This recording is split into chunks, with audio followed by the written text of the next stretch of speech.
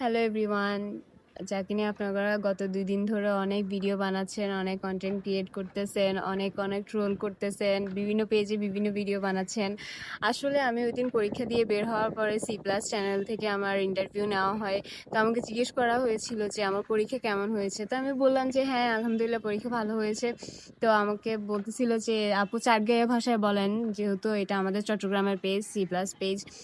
তো চাটগাঁইয়া ভাষায় বলতে বললো, তো আমি আসলে দুষ্টামি করে চাটগাঁইয়া ভাষায় বললাম যে ভাই আমাকে জিজ্ঞেস করছে যে আপু নকল করার কোনো সুযোগ আছে কিনা, নকল করতে পারছে কিনা বা কেউ নকল করছে কিনা।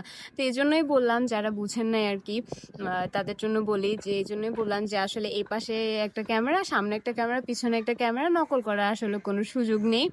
আর আমার যে টিচারটা পড়েছিল আমার হলে, ওই টিচারটা আসলে আমাদের সবার দিকে, সবার খাতার দিকে এমন করে তাকাইছিল। তো ওইটাই আসলে বললাম যে কোনোভাবে নকল করার কোনো সুযোগ নেই। এখন এটা চাটগাঁইয়া ভাষায় বলছে যে যারা চট্টগ্রামে তারা অবশ্যই বুঝতে পেরেছেন, আর যারা চট্টগ্রামে না অন্যান্য ডিস্ট্রিক্টে তারা অনেকে বুঝেছেন, অনেকে বুঝেননি। এটা নিয়ে নানান বিনান আপনারা ট্রোল করতেছেন, অনেক ধরনের ভিডিও বানাইছেন।